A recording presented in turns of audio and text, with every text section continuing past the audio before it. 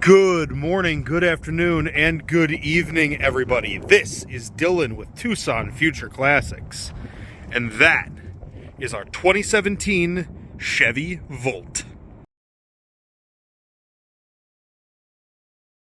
If you have looked at our inventory at any time in the past, you will know that we here at Tucson Future Classics know and love our Chevy Volts. We think they're fantastic value propositions, and we've probably had about 24 of the things here lately. Any chance we get to snap up a good second generation Volt like this one, we absolutely jump on.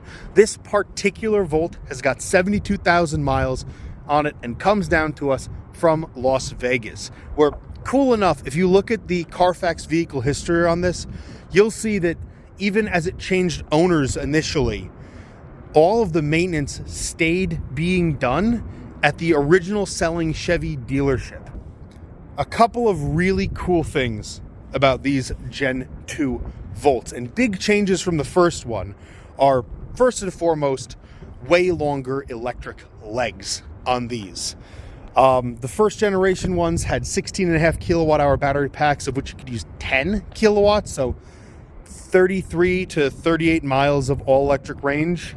These second gens have an 18.5 kilowatt hour pack, of which you can use 14 of those kilowatts. So these originally got an EPA estimated 53 miles of all electric range.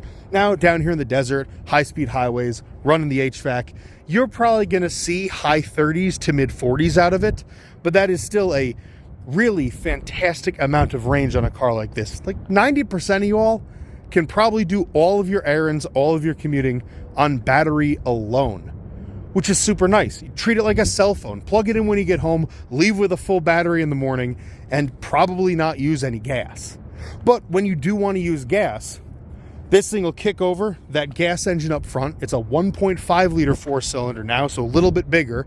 This one uses regular 87 octane fuel, so you don't have to worry about premium. And when you're running on the gas engine as a conventional hybrid, it gets 42 miles to the gallon, up from the 37 from the first generations. So they made some pretty serious improvements going into the second generation here with the Volt. Plus, you do actually get a center seat in the back row, so it is a 5-seater as opposed to the 4-seat 2+2 bucket seat configuration in the original. But I'll get nerdier as we go, but let's get up under the hood, get in the car, and get out for a spin. Got the hood up and the car on, so the engine fires up and runs a maintenance cycle, so you can kind of keep tabs on everything while it idles here. You've got your windshield washer fluid here, your air box here. Add your oil there, check your oil there. A 1.5 liter generator motor just humming away at idle.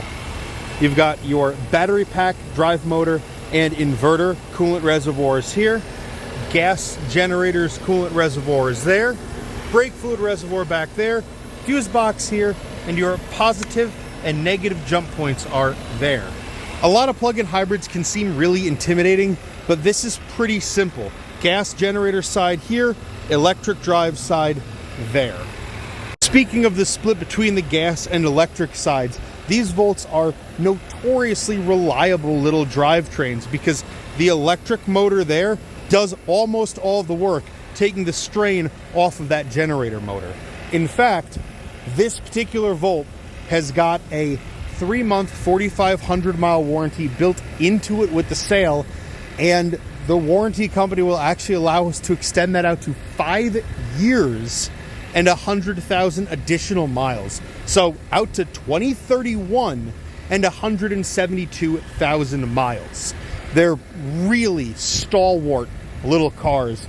And in fact, I trust them so much, I just bought my wife a 2013 first generation Volt with 194,000 miles.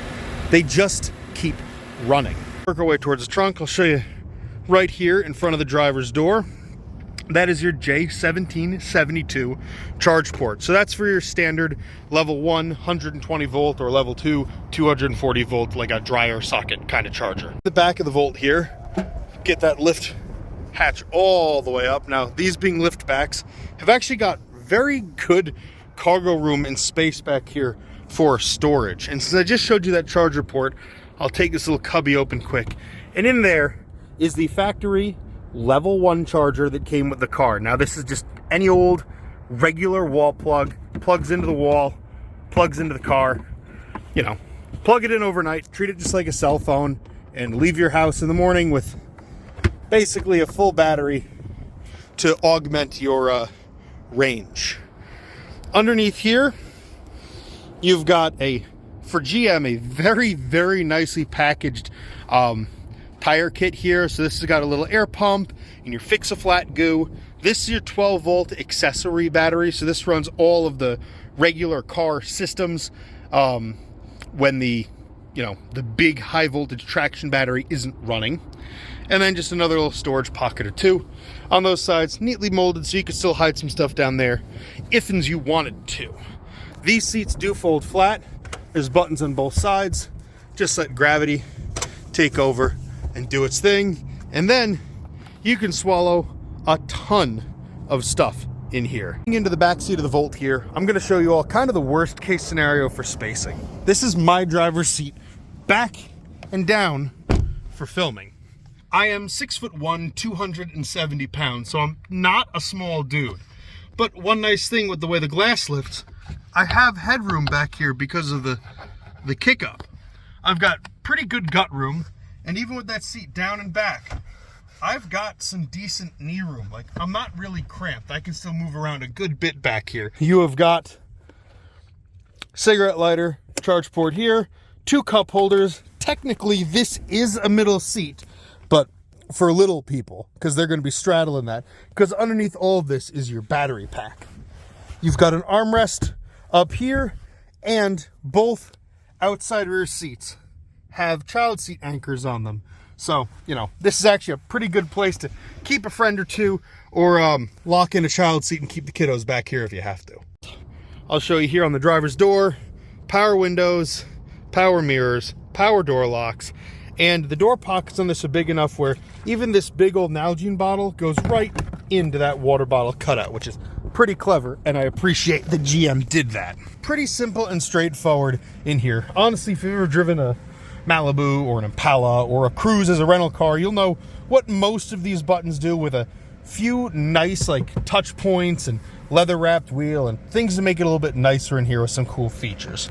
So starting off right here on the wheel, your cruise control controls are here on the left, your audio controls are here on the right, and these also control this center display, which has a bunch of information. You can put your audio into the middle there, phone, navigation. This will show 4 different display styles if you want to change the way the display looks, settings to customize stuff in here, like English or imperial versus metric, tutorials, all sorts of good stuff. And even if you go back up to information, you can look at everything from your 2 different trip computers, digital speed readout, total combined range remaining, oil life, tire pressure monitors in real time. All sorts of good stuff is in here for you to access. One interesting thing on these is here for the 2nd gens on this wheel, this little paddle on the left-hand side is a regen boost paddle, which will increase the strength of the regenerative braking to put more power back into the battery as you slow down, and it slows you down a little bit more aggressively. Let's drive. Now I've got all the windows down, so as we leave out of the parking structure, you'll be able to hear any sounds echoing through the structure and through the car. There is nothing that you guys won't be able to hear. But it is an EV first, gas car second, so we're running all electric right now, so we know it's going to be just whisper quiet and really, really smooth. But all you're really going to hear is my hand on the wheel and the tires on the concrete. We'll give it all throttle, give it all brake, transitioning from regen to actual friction brakes there. No clunks, no bumps, nothing. It's quiet, easy, and drama-free. And let's say we want to back in by this pole here. Does have a pretty decent little backup camera on it. Doesn't play nice with my phone because of the refresh rates, but you've got your predictive course lines and you'll just track it right on back. And now let's say you're, making sure, want to dial in your parking spot just right. Those distance lines show up pretty clearly, and even has the resolution to show the little parking cables behind the parking spots in this garage. All right, let's get up to speed on the highway here. Even full foot to the floor, full acceleration, it will use electric only until it has nothing left in that battery to give, which is nice. Gives you a pretty good shove with that the electric instant torque, and still keeps it quiet when you don't need to be running the that gas engine. Now, when traffic clears, we'll jump over in the left lane, try to show you all some real, Southwest high-speed highway cruising here. But this right here is a cruise at 70 miles an hour. Now that we got the room, we'll let it run all the way up to 75. But yeah, running solely on electric, and it'll do that until it runs out of battery, or you tell it to do otherwise. Like right now, I'm gonna move us into hold state of charge mode. You'll see the gauge cluster is about to change. Right side changes to gas only, showing the gas engine output, and the left side is now grayed out. So it is holding our battery charge and using that 1.5 liter generator motor. And I'm gonna turn the fan all the way down. There you go. That is the worst case scenario for noise highway cruising in this car. 75 miles an hour, gas engine running. This is, unless you're pushing 85 miles an hour with a lot of wind noise, this is as loud as this car gets drivetrain wise. It is quieter cutting through the air at now 80 miles an hour than the AC and climate control fan noise is. It's a really, really nice place to be, and these things are fantastic, either all electric commuters or long distance highway cars.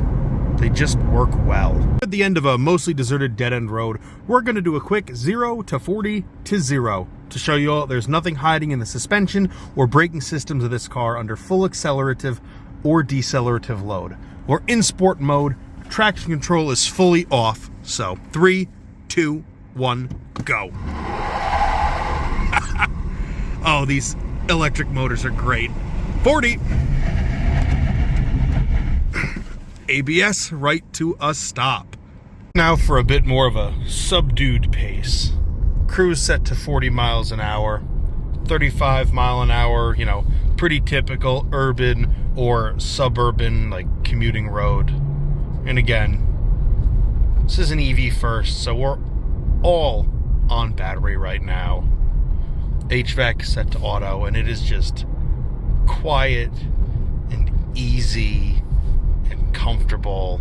It's just like a total no-brainer commuter car. You can just kind of settle back into that big squishy cloth seat and just do whatever you need to do, whisk yourself right along.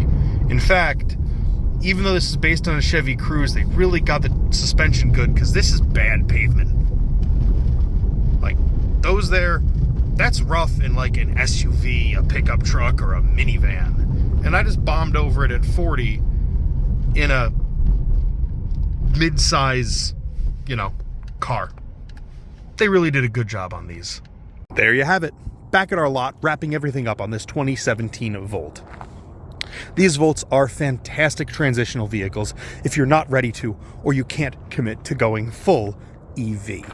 Plug it in overnight, enjoy 35 to 45 miles of real-world electric range for nearly free with how cheap electricity is off-peak.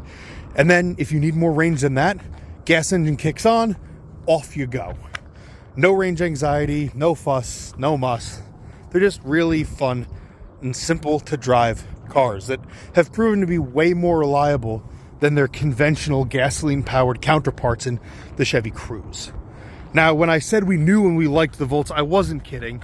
There are 3 Gen 1s hiding behind this and a plug-in hybrid Chrysler Pacifica minivan on the other side there. So we know and we like the plug-in hybrids. They've worked really well and they've proven to be really robust reliability-wise.